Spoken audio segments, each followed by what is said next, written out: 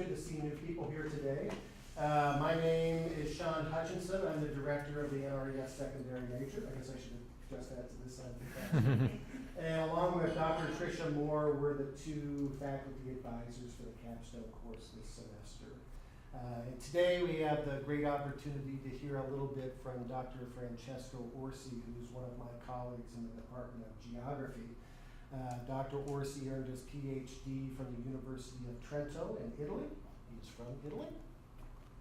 And does research, just a little snippet of his research here in terms of his interests, access to nature, which I think we're going to hear a little bit about today, protected area management, sustainable transportation, amongst other areas.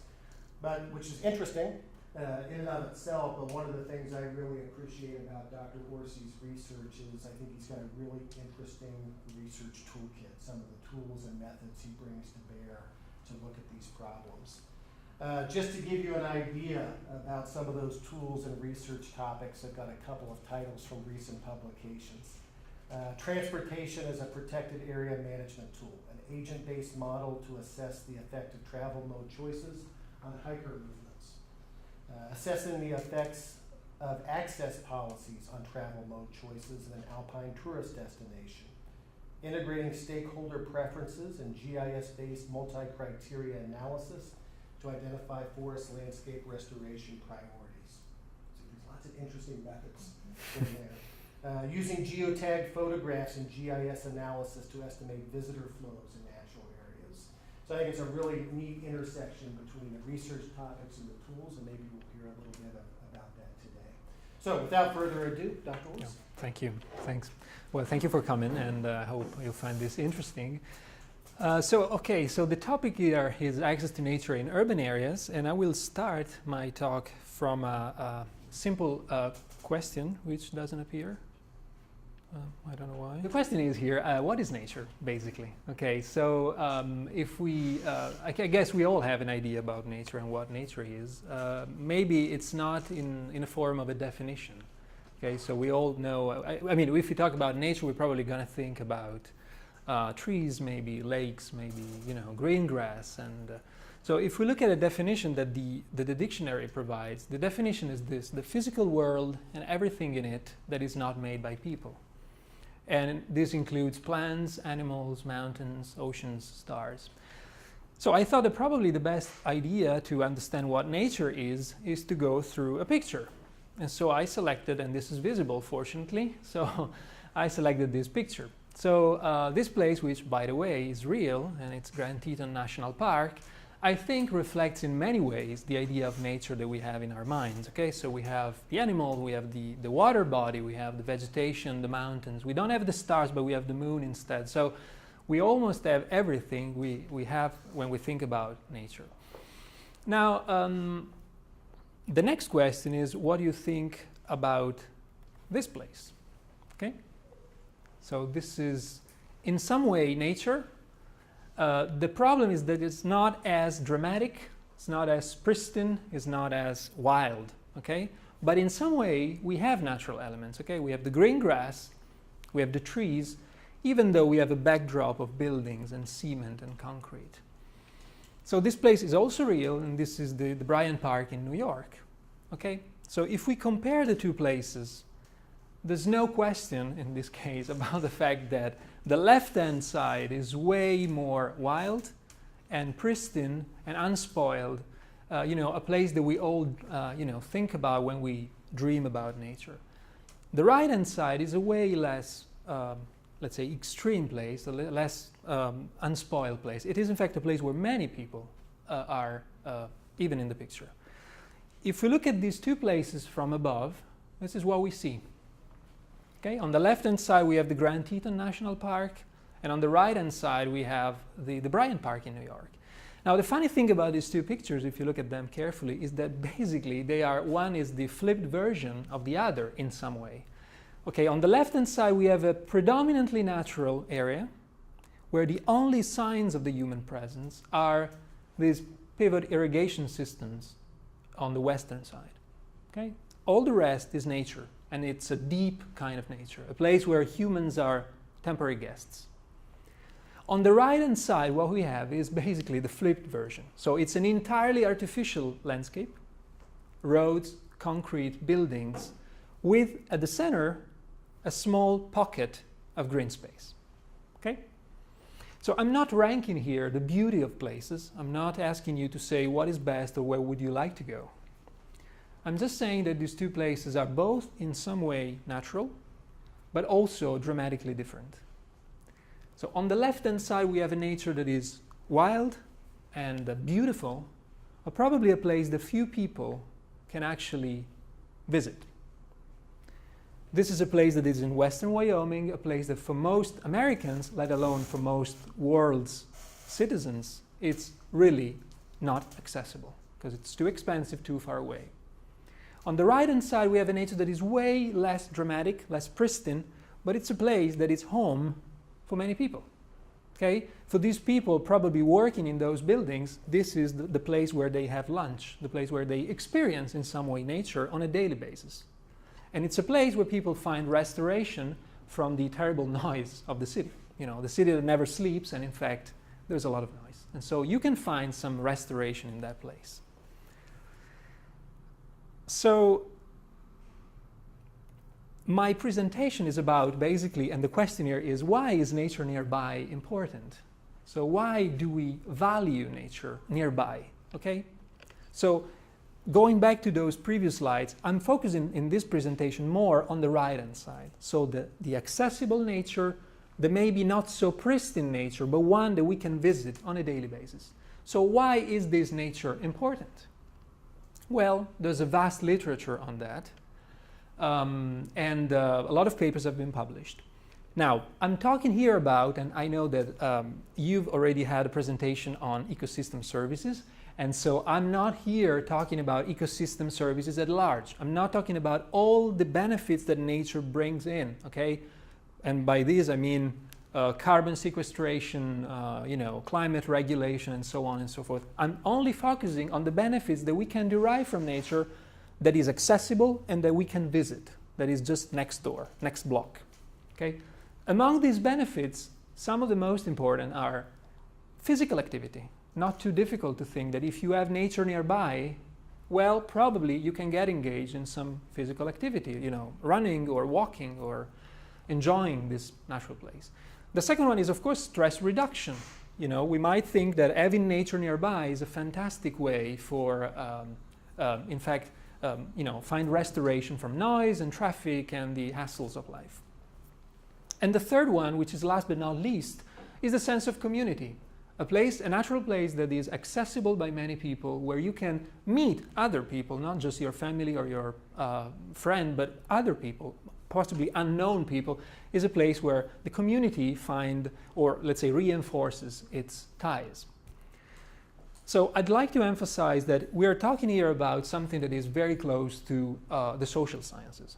So the evidence that have been found about these elements are not necessarily the truth, are not written in stones, okay? So it's very difficult to investigate the benefits of nature because this is a deeply psychological kind of thing. But there's quite some evidence that these three elements are provided by nature. So this is just one example, and this is related to the stress reduction element. So this is a research that was carried out in Sweden, in Stockholm and Göteborg in 2007. And so basically people were divided in two main groups. Some people were living in houses that were entirely exposed to noise, no protected, no quiet side. And this is what we call the noise-noise condition. Some other people were exposed half to noise and half to a quiet, not necessarily green space, but quiet side. And this is what we call the noise-quiet group. And so these people were asked whether they have access to green areas close to their dwelling. Okay, so do you perceive that nature in this place is nearby? So you can perfectly live in a place that is extremely noisy, but you have nature nearby. And so they divided the people further between people with a poor access to the green space and people with a nice access to the green space. And when these people were asked about their perception of noise as a big problem, what is impressive is that people with a poor access, a poor perceived access to the green space, were way more willing to say that noise was a problem. And this was especially true among people who were entirely exposed to noise.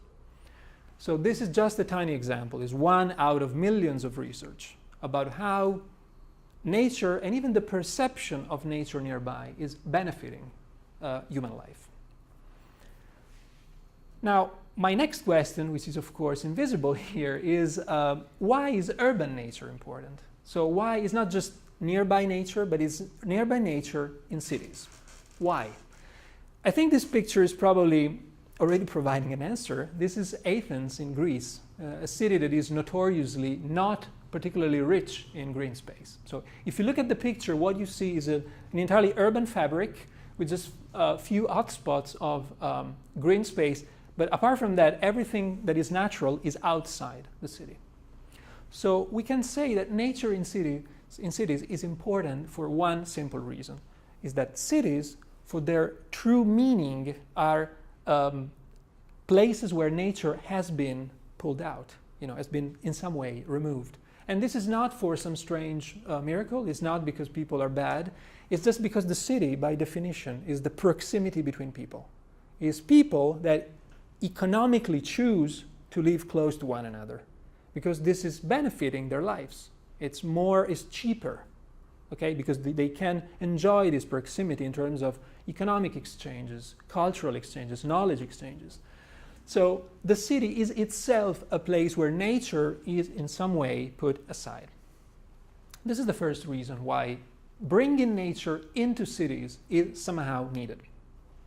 There's a second reason, which is really a number-based, I would say, almost a mathematical reason, and it's this. This is the United Nations estimates by 2050, 70% of humans in the world will be living in cities. Now, if you look at this graph, this is quite impressive. It means that in just 1 century, this is not the human history, this is 1 century, 1950, 2050, the proportion of people living in rural areas versus people living in urban areas will be completely reversed. From 70% in rural, 30% in urban, to the opposite. This means that by 2050, the 9.5 billion people, 70% of the 9.5 billion people living in the world, living in cities, 70% of the people living in the world, and this will be 70% of 9.5 billion, will be in cities. In other words, bringing nature into cities is a big deal. It's needed. All of these people, there are many people who need this nature. Now the problem and the question is, of course, which kind of nature? Okay? It's not any nature. It's not one tree there and another tree there. It's not a green roof. When I talk about, this is not ecosystem services at large. It's not a green roof. The green roof is a nice, amazing thing, but it's not accessible.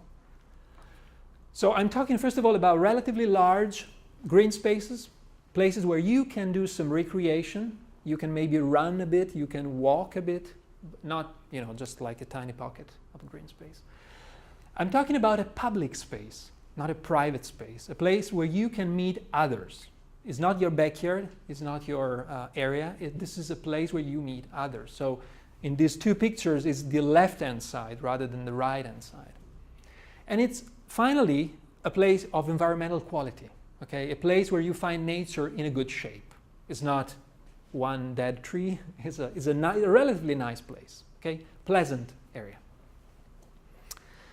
So this is the kind of nature that I'm talking about. And second, I'm talking about how accessible the nature should be. So what I refer here when using the word accessible, what I mean is that nature should be accessible by virtually anyone in a few minutes, okay? In other words, saying that nature is just a 15-minute drive away is not accessible, okay? For the simple reason that if you don't have a car, if you cannot drive the car because you're either too young, too old, or for other reasons you cannot drive, this is not accessible, A 15-minute drive is probably a 1-hour walk or a 1.5-hour walk. This picture here, this is an aerial photograph, and the other one is an actual photograph. This is the southern part of Los Angeles, and this gives you an idea of what lack of accessibility means, okay? Lack of accessibility to green space. Okay, so we're talking about an area that is entirely populated by private houses with small lots. So in fact, there is some green space. It's a private kind of green space. But if we're talking about public space, there's none. Okay? If you live in this point here, there's at least 1.5 miles to the closest green space. 1.5 miles is quite a distance. Okay? It's not easily accessible. You know, especially if you're not in super good shape, it's not easily accessible. So what are the instruments that we have? What are the tools, in quotes, that we have to bring nature to people in cities? Now, this picture here is Ljubljana, which is the capital city of Slovenia, a small state to the northeast of Italy. And I chose it because the city is sufficiently compact to fit into the photograph, okay? So I couldn't have chosen, I don't know, Atlanta or this kind of gigantic urban area. So we have, in principle, we have two main tools. And I call them tools, even if tools is probably not the right term. The first one is, of course, parks. Okay? So the park, small or medium pocket of land that is devoted to green space rather than buildings, roads, parking lots. And so we have a bunch of them. These are particularly useful for those living in the inner city, you know. So they have the access to these pockets of land. The second tool, even though we are not probably considering it as a part of the city, it is in fact the countryside. Okay? The countryside, the rural area, everything that is outside the city. You know, our decisions define where we can eventually find this countryside, if we find it close to the center or we find it 50 miles away. Okay? So these are the two main tools that we have to bring nature to people: the parks and the greens and the countryside. So the first one is the park. And of course, I couldn't have chosen a better picture. This is Central Park, most probably the most famous park, urban park in the world. Okay? So this I would say fits perfectly the definition of urban park. It's a densely populated area with a nice, beautiful green spot in the middle.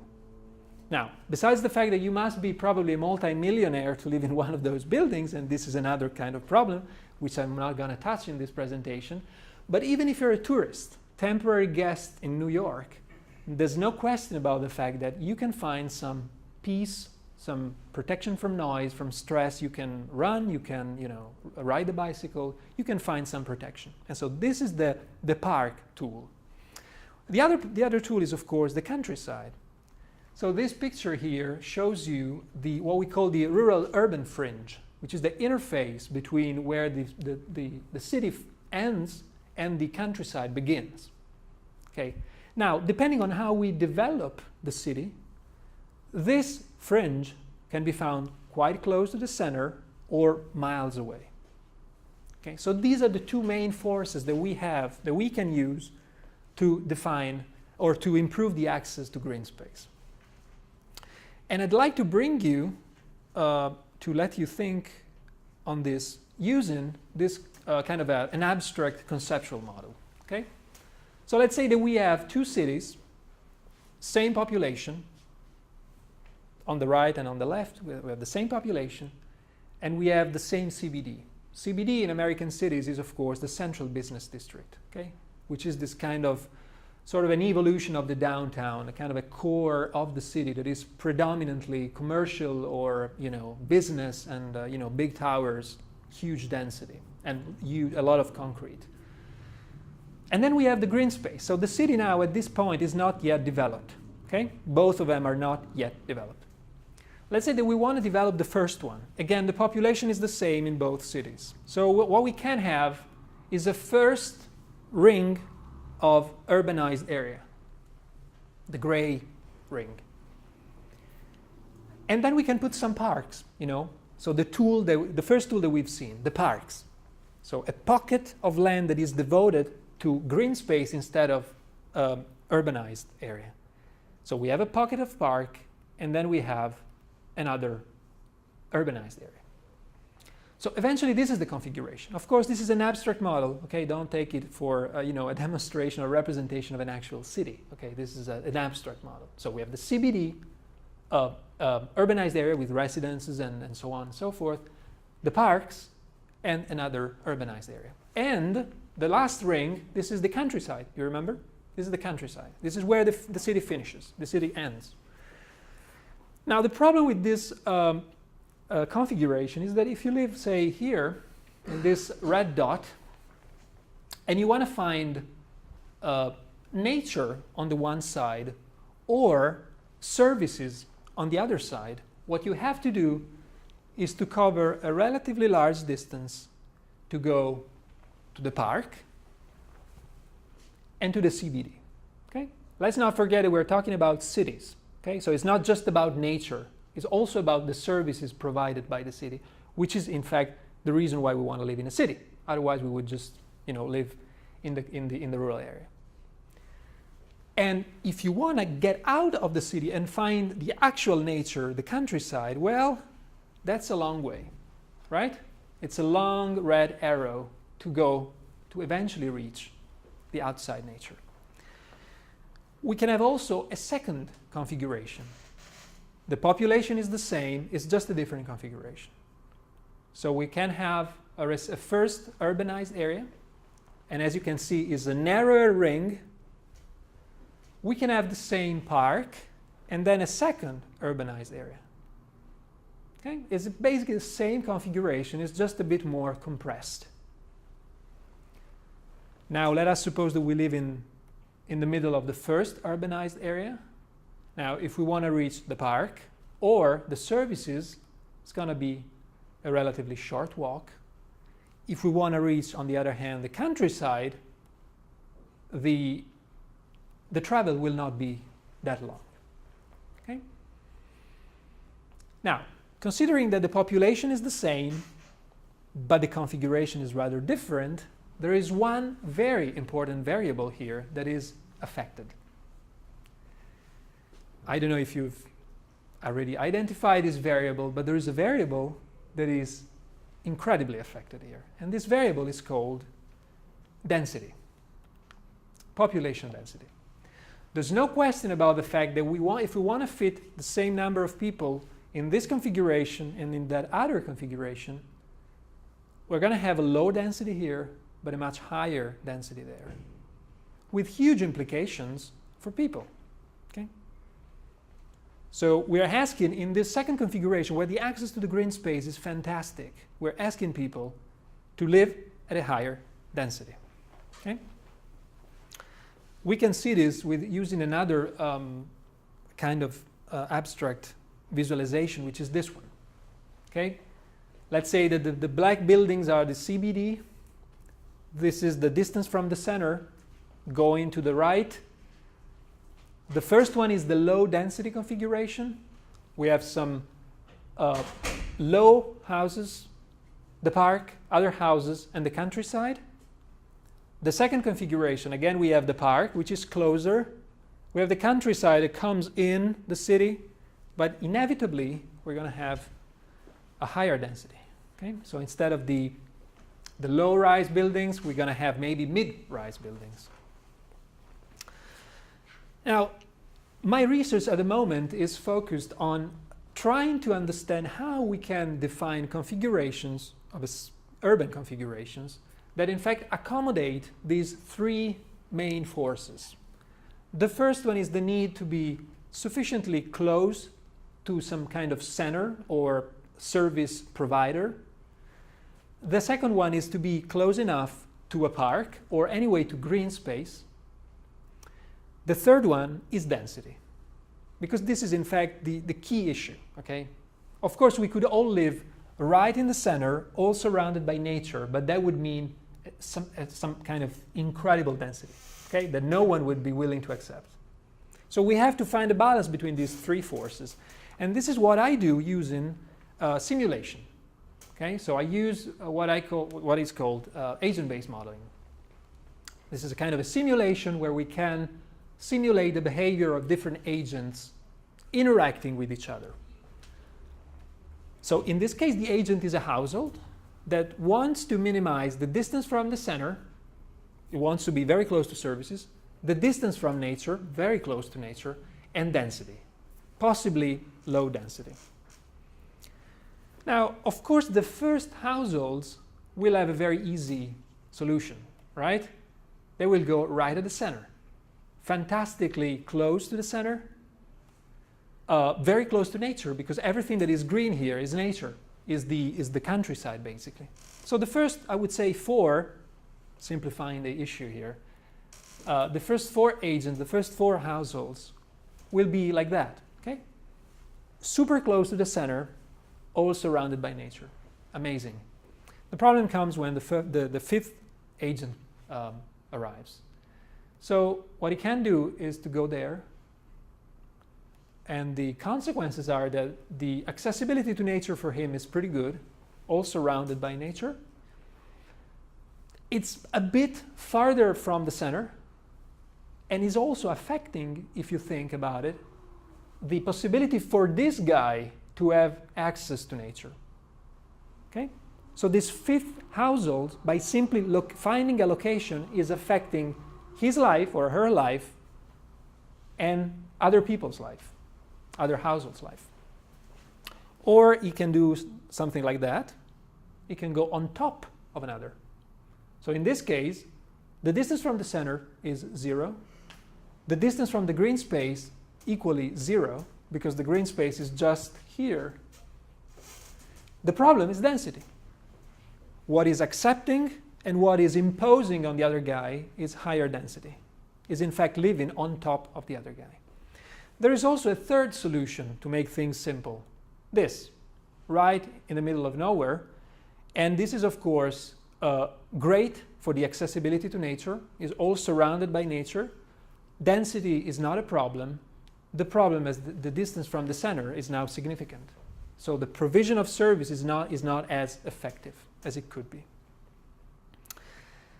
So if we think that instead of having 4 households or 5 households in a city, we have hundreds or thousands or tens of thousands, this is what happens. We have a lot of complex interactions. Okay? As more households attempt to get close to the center, they may perceive overcrowding or a lack of access to nature. So try to think this in terms of thousands of households trying to find a location that maximizes their benefits in terms of the access to the center, the access to nature, and the density. Well, I tried to do this with using 500 households, each one characterized by some unique preferences. The sensitivity to the distance from the center and the nature is on average the same. The sensitivity to density is half. And they start from a random distribution. So if this now works, this is the configuration that I found. Okay, so it's only 500 households. Okay, it's like it's kind of a small village. It's not even a town or of course a city. So this is the configuration that they find. Okay, so the green space is in fact parks. Everything that is outside is the countryside, and the gray area is where the city, the built-up area, is located. Now, what about density? Well, density is in fact how many households we find in each location. Now, I guess it's pretty obvious to say that maybe density will be higher in the center, because of course, if you stay close to the center, you can get huge benefits by being close to services. So if this animation now works, which is not necessarily obvious. Yes. Okay, so this is the configuration. Okay, so you have the very high density on top, in the center, sorry, and then the density decreases to the sides to the point that external people basically have a minimum density. The central people have very high density, but this is compensated by being very close to the center, and in fact also to green space, because you have parks here. Now, this is just 500 households. We should do this with thousands. which is of course complicated and computationally intensive, but it is a kind of a promising idea for supporting the planning of cities. Now, the big problems in trying to use these models is, first of all, that the acceptance, let's say the willingness of people to accept higher density is not exactly high sometimes. So we can create this kind of correlation, which is of course not empirically based, but it's just to give you an idea. We can say that living at higher density may guarantee a shorter access to public green space. Okay? It's not too difficult to think. If we live close to one another, there is probably space for nature, big nature nearby. If we move from the mid-rise to the low-rise to the single family, it's probably almost inevitable that nature, which of course will be provided in terms of private lots, but the big public lots will be probably further away. And this has, of course, a lot of implications. First of all, because many people may prefer this kind of urban configuration, this kind of, housing setting. And the second one is that the density is deeply connected to transportation. So high density, which might mean nearby green space, also means public transit. And as we decrease density, we have maybe the convenience of the private vehicle, but we also have that nature, in terms of big lots of nature, is also further away. So in order to use those models, kind of the model that I showed you, we have to investigate in depth the relationship between people satisfaction, which is what I call here using the S, and the three variables that I showed you. Okay? The distance from the center, the distance from nature, and the density. Now, again, these curves are not at all empirical. Okay? This is just to give you an idea. These are probably reasonable, but they are not empirical.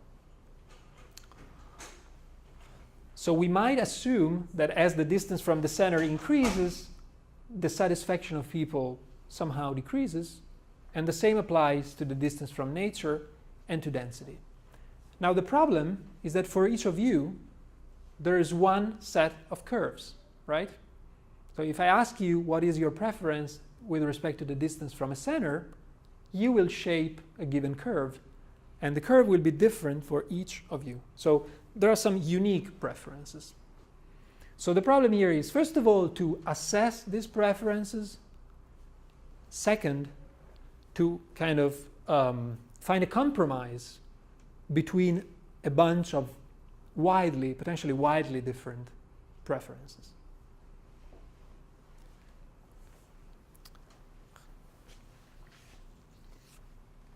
Now, work on this topic may eventually lead to urban configurations that are more, probably that provide better access to nature, that provide decent access to the center, and maybe densities, at least density levels that are acceptable. Now, in terms of policies, there is some action at the level, for example, of governments, and so this is an example. This is a report by the European Union. It's called Nature-Based Solutions and the Renaturing of Cities. And in these reports, there are some of the concepts that I have highlighted in this presentation. So the idea that bringing nature into cities can improve human health and well-being. The idea that green areas can stimulate healthy physical activity and promote the development of social ties. So there is this is, by the way, I think from 2015 or 2016. So there is a common and wide understanding of the fact that bringing nature into cities is important, is a relevant issue. In terms of practical approaches that have been adopted to bring nature into cities, one that is probably quite famous is provided by the city of New York. And it's maybe you heard about this or maybe you saw it. This is the High Line in New York. Okay, the High Line being a former elevated railway that runs through the buildings. And instead of removing this and maybe building other things, the entire thing has been converted to a park. Okay, now the park is super popular, maybe because it's become one of those attractions that you have to see, but also because it in fact provides green space in areas that were almost entirely built up. In terms of entire cities, if we remain in North America, one city that somehow provides a representation of how to provide green space to people is Vancouver in Western Canada. Okay, so this is an aerial view of Vancouver, and what you can see is, for example, the coexistence of those tools that I mentioned in my presentation. Okay, so we have the parks.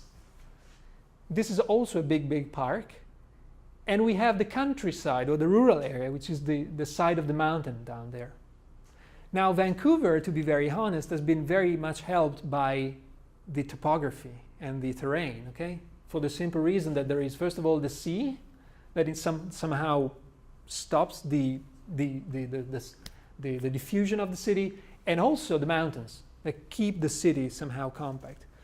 But on the policy side, which is, of course, the component that humans add to the picture, on the policy side, this is also a city where there has been quite an investment into relatively high density residential areas, exactly as a way to guarantee that people might eventually find green space not too far from home. So as you can imagine, the problem is very complex. There's no easy recipe, I would say. So it's very difficult to find a solution because, of course, we're touching the preferences of people for residential living, for example. But it is important to conceive that there are at least three main forces that are involved. One is the distance from the city services. The other one is the distance from the green space, the natural space. And the third one is the density, the willingness of people to live at different levels of density. Now, this said, I think I'm within the time provided. If you have questions, I hope I didn't go too fast, but if you have questions, they're more than welcome. When you were modeling the potential city with like 500 households, yeah. houses, did that take into account roads and sidewalks? No. Okay. No. For a matter of simplicity, that is not, in fact, accounting for roads. Is there a way you can use that system that you used to model it and incorporate those? You probably can by suggesting that every, let's say, a given number of households, you have to devote part of the space to roads, for example, to parking space, or to, you can do that, yeah. But in the present form, the model is super simple. Mm-hmm. It's just built up versus green. Okay.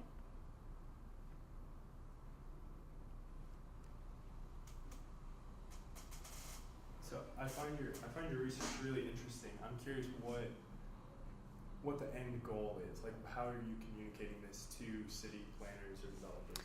Well, the idea is maybe modeling like this in its improved versions can eventually become a sort of a prescriptive kind of modeling. So something that, I guess, what is generally called a planning support system. So a tool that people can use, for example, to define new zonings regulations for an area, or that people can use to define the urbanization of a part of the city. Okay, so maybe the city is developing on maybe, I don't know, the east side, and so we want to develop that part of the city. We can use a model like that to say at least put higher density here, lower density there, and a park here. Then, of course, everything has to be tested on the ground. There is a vast literature about also the wrong effects of parks. Okay, so if parks are made in a wrong way or in a wrong location, the effects might be even negative. You know, because maybe it's the park can attract crime or bad behavior. So everything has to be tested in the reality. The model is like, I would say, I see the model as a kind of a roadmap, telling you some kind of, providing you with some ideas about where to build and how to build. Thanks.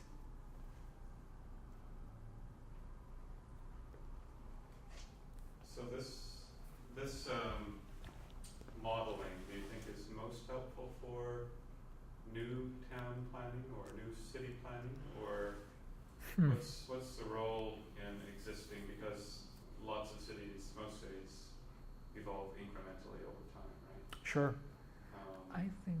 For various reasons, but yeah. sometimes there are proposals for new towns.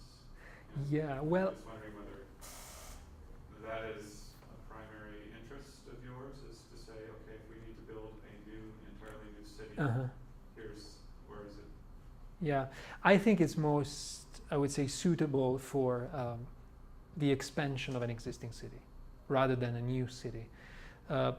First of all, also for a matter of computational effort, I would say.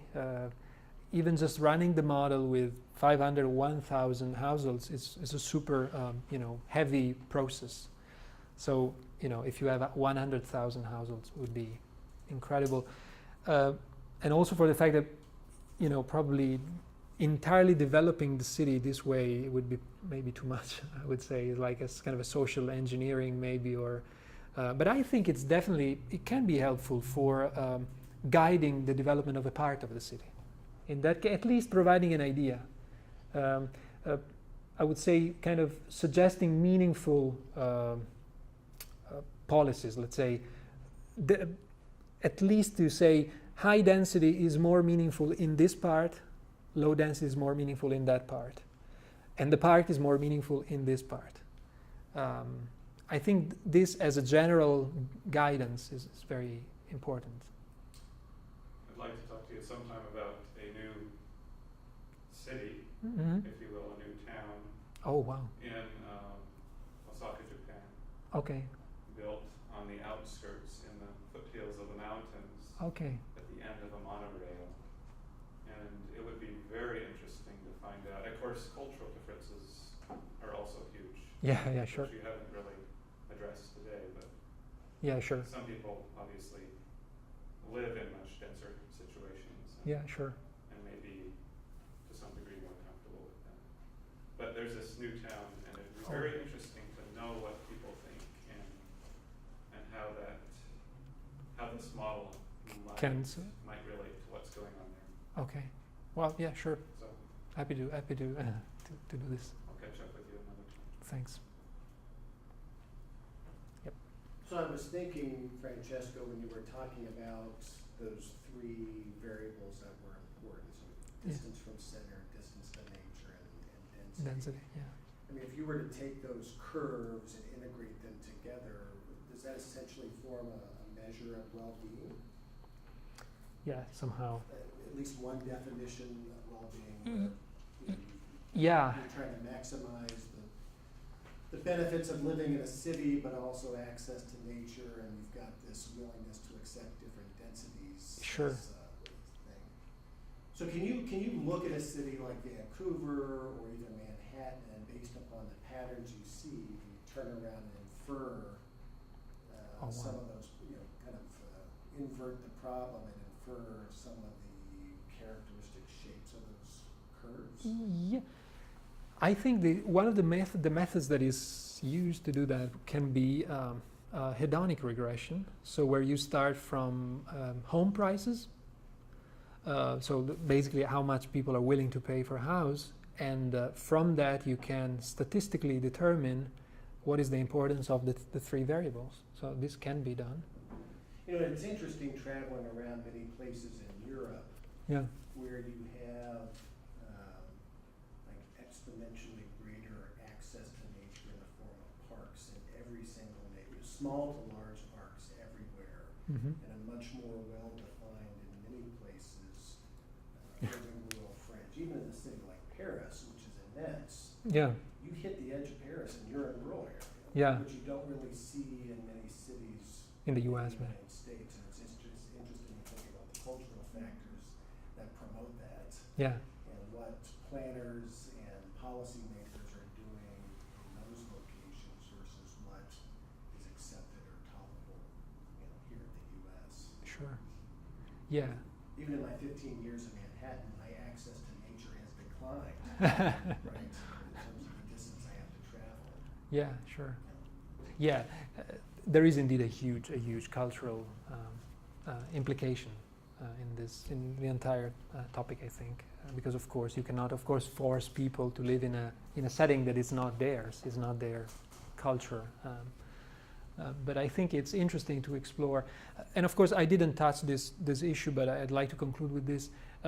As I explored this model in greater detail, a huge element in the model is the cooperation between these households.